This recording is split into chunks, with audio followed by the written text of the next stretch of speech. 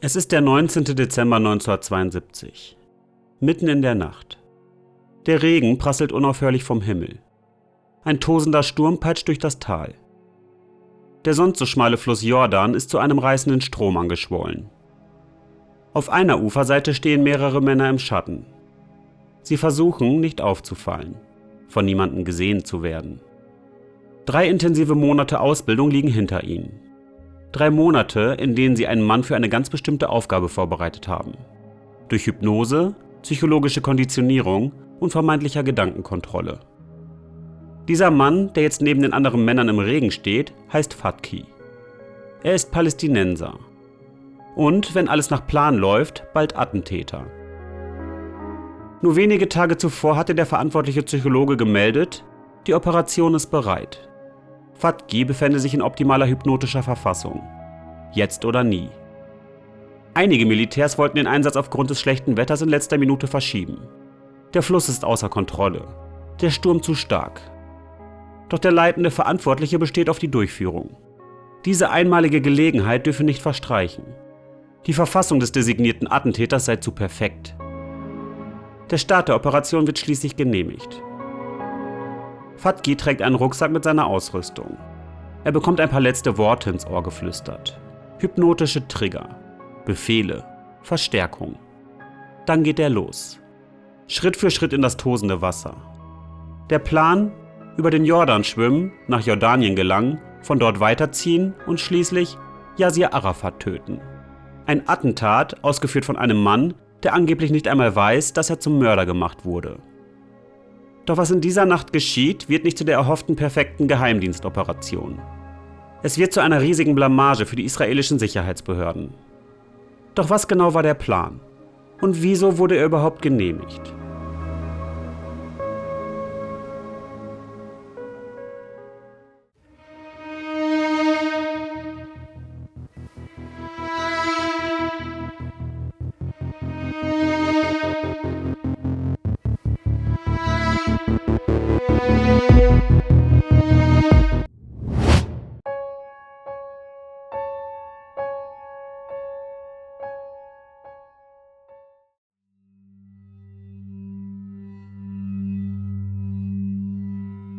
Um zu verstehen, warum ein Geheimdienst bereit war, zu Hypnose-Experimenten zu greifen, muss man zunächst verstehen, wer das Ziel der Operation war und wieso Israel diesen Mann unbedingt ausschalten wollte.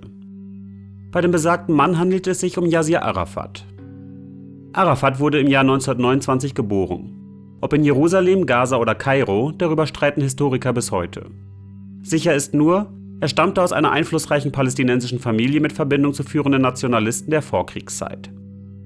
Als junger Student in Kairo studierte er Elektrotechnik. Doch seine eigentliche Leidenschaft war nicht Technik, sondern Politik. Gemeinsam mit Weggefährten wie Khalil al-Wazir, besser bekannt als Abu Dschihad, entwickelte er Ende der 1950er Jahre eine Idee. Die Palästinenser sollten sich nicht länger auf die Unterstützung arabischer Staaten verlassen. Sie sollten selbst kämpfen. 1959 gründeten sie in Kuwait die Bewegung, die später weltbekannt wurde: Fatah. Das Ziel war klar formuliert: bewaffneter Kampf als einzig legitimer Weg zur Befreiung Palästinas. Anfangs unterschätzte Israel diese neue Gruppe. Ein paar Studenten, Intellektuelle, laut in Worten, aber schwach in Taten. So sah man sie. Doch das änderte sich schnell. Ab 1965 begann die Fatah mit Sabotageakten, Grenzübertritten, Anschlägen. Zunächst dilettantisch, dann jedoch immer koordinierter. Nach dem Sechstagekrieg 1967 verschärfte sich die Lage dramatisch. Israel hatte das Westjordanland und den Gazastreifen besetzt und damit Millionen Palästinenser unter seine Kontrolle gebracht. Für Arafat war diese Niederlage jedoch kein Ende, es war ein Beginn. Von Jordanien, dem Libanon und Syrien aus koordinierte die Fatah Anschläge gegen israelische Ziele. Straßen, Infrastruktur, zivile Einrichtungen, später auch militärische Einheiten. Zwischen 1967 und 1968 starben Dutzende Israelis bei Angriffen. Hunderte wurden verletzt. Und Arafat wurde mehr als nur ein Guerillaführer. Er wurde zur Symbolfigur. Mit seiner Kufia, die er so trug, dass sie die Umrisse Palästinas nachzeichnete, verkörperte er für viele Palästinenser Widerstand und nationale Identität. Für Israel war er bald nicht mehr nur ein Terrorist im Untergrund, sondern der Kopf einer ganzen Bewegung. Strategisch, charismatisch, zäh. Und vor allem schwer zu fassen. Mehrfach versuchten israelische Kräfte, ihn aufzuspüren. Verstecke wurden gestürmt, immer einige Minuten zu spät. Wohnungen durchsucht. Doch Arafat war bereits verschwunden. Einmal entkam er als Frau verkleidet mit einem Taxi. 1968 plante der Mossad sogar einen Autobombenanschlag in Damaskus, um ihn zu erwischen. Doch auch dieser Versuch scheiterte, da er politisch gestoppt wurde. Im selben Jahr sollte er bei der Schlacht von Karameh gezielt getötet werden.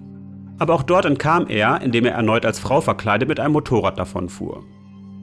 Mit jedem gescheiterten Versuch wuchs sein Mythos und seine Anziehungskraft. Für Teile des israelischen Sicherheitsapparats war klar, solange Arafat lebt, lebt der bewaffnete Kampf weiter. Zugleich war er aber auch kein austauschbarer Kommandeur. Er war das Gesicht des palästinensischen Widerstands. Und genau deshalb wurde er zu einem Mann, den man unbedingt liquidieren wollte. Egal mit welchen Mitteln.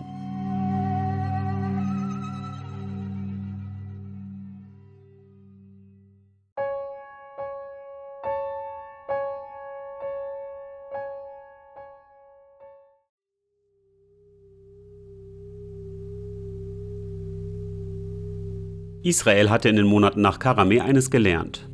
Arafat war nicht nur ein Terrorchef, er war ein Phantom. Er wechselte Verstecke, Länder, Schutzräume. Er tauchte auf und verschwand wieder. Und jedes Mal, wenn man ihm nahe kam, war er bereits wenige Minuten zuvor entkommen. Militärische Schläge scheiterten. Autobomben wurden nicht genehmigt. Kommandoaktionen endeten im Chaos. Und je länger das so ging, desto größer wurde im Hintergrund die Verzweiflung. Im Mai 1968 betritt dann schließlich ein Mann die Bühne, der nicht aus den klassischen Reihen der Feldkommandeure stammt. Kein Eliteoffizier, kein Einsatzplaner, sondern ein Marinepsychologe. Benjamin Shalit. Charismatisch, selbstbewusst und mit einer Idee, die eher nach Hollywood klingt als nach Geheimdienstrealität. Er beruft sich auf den Film The Manchurian Candidate. Die Geschichte eines hypnotisierten Soldaten, der als programmiertes Werkzeug zurück in seine Heimat geschickt wird, bereit, auf Befehl zu töten, ohne es bewusst zu wollen. Shalit sagt, das ist keine Fiktion, das geht auch in echt. Man darf nicht vergessen, zu dieser Zeit herrscht der Kalte Krieg. Die CIA experimentiert mit Bewusstseinskontrolle, mit Hypnose, mit sogenannten MK-Ultra-Programmen zur Gedankenmanipulation. Die Vorstellung, dass man einen Menschen psychologisch umprogrammieren kann, ist in Geheimdienstkreisen kein reines Hirngespinst. Sie liegt irgendwo zwischen Forschung, Mythos und gefährlicher Hoffnung. Und genau diese Hoffnung greift Shalit auf. Er schlägt vor, gebt mir einen palästinensischen Gefangenen, einen, der formbar ist. Ich mache aus ihm eine Waffe. Er wird über den Jordan gehen, sich der Fatah anschließen und im richtigen Moment Arafat töten. Unglaublicherweise wird der Plan genehmigt. Der israelische Inlandsgeheimdienst Shin Bet durchsucht Gefängnisse nach geeigneten Kandidaten. Am Ende fällt die Wahl auf einen 28-jährigen Mann aus der Gegend Bethlehem.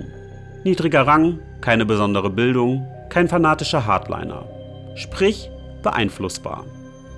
Er bekommt einen Decknamen, Fatki. Was dann folgt, ist 3 Monate lang ein Experiment am lebenden Menschen. In einem abgeschirmten Gebäude wird Fatki täglich bearbeitet. Hypnosesitzung, Suggestion, Wiederholung. Die Botschaft wird ihm eingehämmert wie ein Mantra. Fatah gut, PLO gut, Arafat schlecht. Er muss beseitigt werden. Diese Botschaft dient nicht als politische Argumentation, sondern als Reflex. Nach 2 Monaten beginnt Phase 2. Ein Raum wird präpariert. Fatki erhält eine Pistole. Plötzlich tauchen Bilder von Arafat auf. Hinter Möbeln, aus Ecken, unerwartet. Seine Anweisung: nicht denken, nicht zögern, direkt zwischen die Augen schießen. Beobachter berichten später, es sei beeindruckend gewesen. Shalit klatscht auf den Tisch und Fatki reagiert. Ein Zeichen und er zieht die Waffe, als hätte jemand einen Schalter umgelegt. Mitte Dezember, nach 3 Monaten intensiven Trainings, meldet Shalit schließlich, er ist bereit. Die Operation soll in der Nacht vom 19. auf den 20. Dezember beginnen. Fatki soll den Jordan überqueren und auf jordanischem Boden verschwinden. Von dort aus soll er sich zurück in die Reihen der Fatah schleusen. Doch in dieser Nacht tobt ein Sturm. Der Jordan, normalerweise schmal und ruhig, ist ein reißender Strom geworden. Teile des Militärs wollen die Operation verschieben. Das Risiko ist enorm. Aber Shalit besteht darauf. Fatki sei in optimal hypnotischer Verfassung. Dieses Zeitfenster dürfe man nicht verpassen. Und kurz nach Mitternacht steht Fatki tatsächlich am Ufer. Shalit spricht noch ein paar letzte Worte zu ihm. Leise, eindringlich. Dann geht Fatki ins Wasser. Nach wenigen Metern reißt ihn die Strömung um. Er klammert sich an einen Felsen, zwischen zwei Ufern gefangen, unfähig vorwärts zu gehen, unfähig zurückzukommen. Ein Begleiter springt ins Wasser, bindet ihn mit einem Seil an sich und zieht ihn unter Lebensgefahr ins andere Ufer. Kurz nach 1 Uhr nachts steht Fatki durchnässt auf jordanischem Boden. Er winkt seinem Betreuer noch einmal zu und formt mit den Fingern eine Pistole, als würde er schon jetzt abdrücken. Dann verschwindet er in der Dunkelheit. 5 Stunden später kommt die Nachricht. Fatki ist nicht untergetaucht. Er ist nicht zur Fatah gegangen. Er ist direkt zur jordanischen Polizei gelaufen. Dort erzählt er, der israelische Geheimdienst habe versucht, ihn einer Gehirnwäsche zu unterziehen, damit er Arafat ermorde. Er legt seine Waffe auf den Tisch und übergibt sie der Polizei. 3 Tage später wird gemeldet, dass er der Fatah übergeben wurde und dort eine leidenschaftliche Rede zur Unterstützung Arafats gehalten habe. Aus einer Geheimoperation wird eine Blamage. Aus einem programmierten Killer ein politisches Desaster. Die Aktion geht als peinliche Anekdote in die Geschichte ein. Und am Ende bleibt eine bittere Erkenntnis. Was im Film plausibel wirkt, funktioniert in der Realität nicht einfach per Fingerschnippen. Die Operation zeigt nicht nur die Entschlossenheit, Arafat um jeden Preis auszuschalten. Sie zeigt auch, wie weit Geheimdienste gehen können, wenn ein Gegner unerreichbar scheint. Und wie schmal der Grat ist zwischen strategischer Kreativität und demütigender Selbsttäuschung.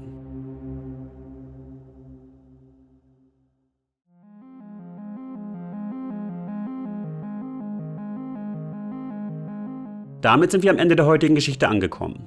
Was denkt ihr über diesen bizarren Hypnoseplan?